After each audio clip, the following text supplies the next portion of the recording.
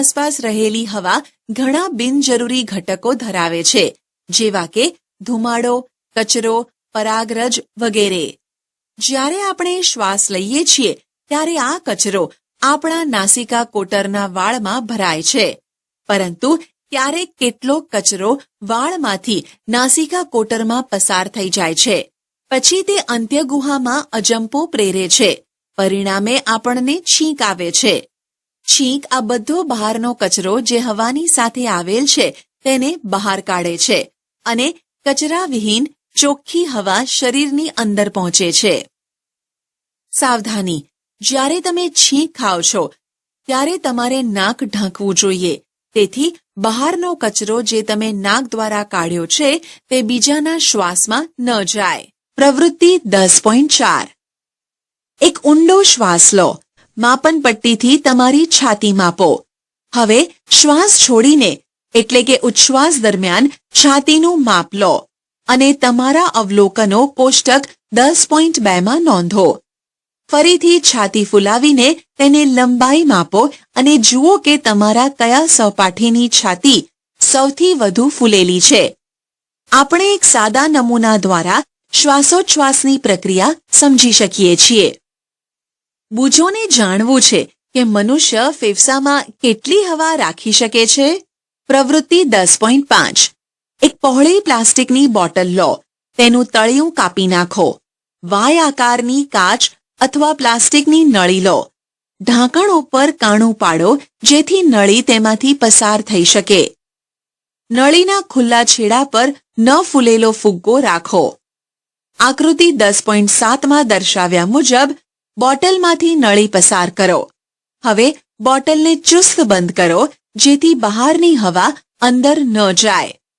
બોટલના નીચેના ખુલ્લા તળિયા પર પાતળું રબર અથવા પ્લાસ્ટિકની શીટ રબર બેન્ડથી બાંધો. ફેફસાના કદમાં થતો વધારો સમજવા રબર શીટને તળિયા તરફથી નીચે ખેંચો અને ફુગ્ગાને જુઓ. પછીથી રબર કે પ્લાસ્ટિક શીટને ઉપર ધકેલો અને ફુગ્ગાનું અવલોકન કરો. શું તમને ફુગ્ગામાં કોઈ ફેરફાર દેખાય છે? આ નમૂનામાં ફુગ્ગા શું દર્શાવે છે?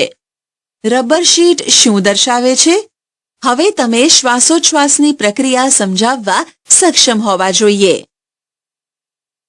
આપણે ઉચ્છ્વાસ દરમિયાન શું બહાર કાઢીએ છીએ? What do we breathe out? પ્રવૃત્તિ 10.6. એક પાતળી ચોખ્ખી કસનળી અથવા ગ્લાસ કે પ્લાસ્ટિકની બોટલ લો. તેના ઢાંકણ પર છિદ્ર કરો અને બોટલ બંધ કરો. તાજું બનાવેલું ચૂનાનું દ્રાવણ કસનળીમાં લો. એક પ્લાસ્ટિકની નળી ઢાંકણના છિદ્રમાંથી એવી રીતે નાખો કે તે ચૂનાના પાણીમાં ડૂબે. હવે તે નળી દ્વારા અમુક સમય સુધી ફૂંક મારો. શું ચૂનાના પાણીના દેખાવમાં કંઈ ફેરફાર લાગે છે?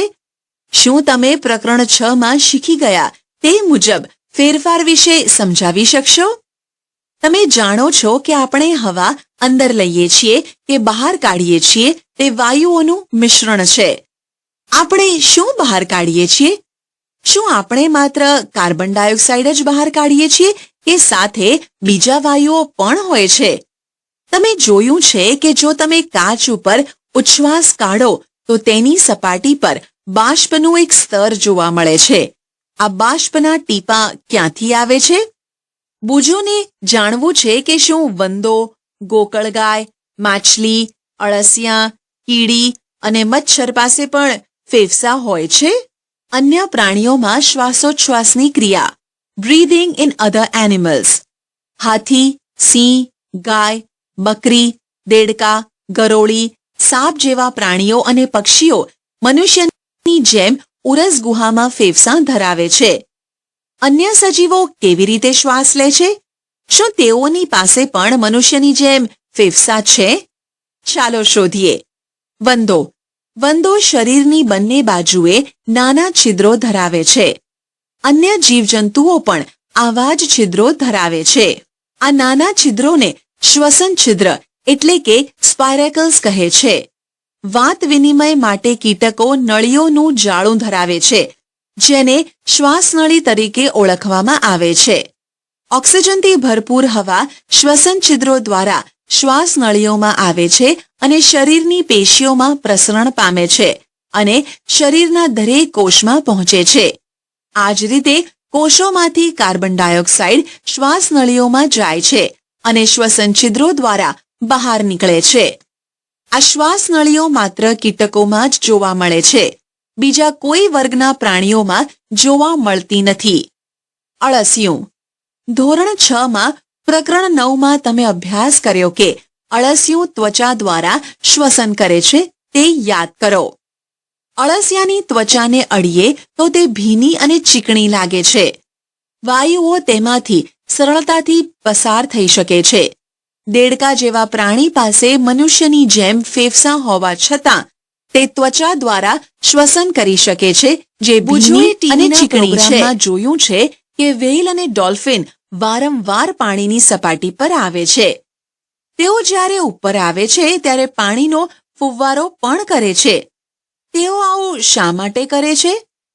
પાણીમાં શ્વાસોચ્છ્વાસ, બ્રીધિંગ અંડર વોટર. શું આપણે પાણીની અંદર શ્વાસ લઈ શકીએ અને જીવી શકીએ? ઘણા સજીવો પાણીની અંદર જીવે છે. તેઓ પાણીની અંદર કેવી રીતે શ્વાસ લે છે? તમે ધોરણ 6 માં અભ્યાસ કરી ગયા કે માછલીમાં ઝાલરો પાણીમાં ઓગળેલા ઓક્સિજન દ્વારા શ્વસનમાં મદદ કરે છે. ઝાલરો એ બહારની તરફ નીકળેલી એટલે કે પ્રલંબિત ત્વચા છે. તમને આશ્ચર્ય થશે કે ઝાલરો શ્વસનમાં કેવી રીતે મદદ કરે છે? ઝાલરો રુધિર વાહિનીઓથી સંકળાયેલી હોય છે, જેનાથી વાત વિનિમય થાય છે. શું વનસ્પતિ શ્વસન કરે છે? Do plants also respire? ધોરણ 6 માં ભણી ગયા તે મુજબ બધા સજીવોની જેમ વનસ્પતિ પણ પોતાના અસ્તિત્વ માટે શ્વસન કરે છે. તેઓ વાતાવરણમાંથી ઓક્સિજન લે છે અને કાર્બન ડાયોક્સાઇડ બહાર કાઢે છે. કોષોમાં ગ્લુકોઝના દહન માટે ઓક્સિજન વપરાય છે અને કાર્બન ડાયોક્સાઇડ અને પાણી ઉત્પન્ન થાય છે. વનસ્પતિમાં દરેક ભાગ સ્વતંત્રપણે હવામાંથી ઓક્સિજન લઈ શકે છે અને કાર્બન ડાયોક્સાઇડ બહાર કાઢે છે. તમે અગાઉ પ્રકરણ 1 માં શીખી ગયા છો કે વનસ્પતિમાં નાના છિદ્રો જેવી રચના, જેને પર્ણરંધ્ર કહે છે, તેના દ્વારા ઓક્સિજન અને કાર્બન ડાયોક્સાઇડની અદલા બદલી થાય છે. વનસ્પતિના અન્ય જીવંત કોષોની જેમ મૂળના કોષોને પણ શક્તિ મેળવવા માટે ઓક્સિજનની જરૂરિયાત રહે છે. મૂળ જમીનના કણો વચ્ચે રહેલી જગ્યામાંથી ઓક્સિજન લે છે. શું તમે અનુમાન લગાવી શકશો કે કુંડાના છોડને જો વધુ પાણી આપીએ તો શું થશે? આ પ્રકરણમાં તમે અભ્યાસ કર્યો કે શ્વસન એ આવશ્યક જૈવિક પ્રક્રિયા છે. બધા જ સજીવોને પોતાનું અસ્તિત્વ ટકાવી રાખવા માટેની શક્તિ મેળવવા શ્વસન જરૂરી છે.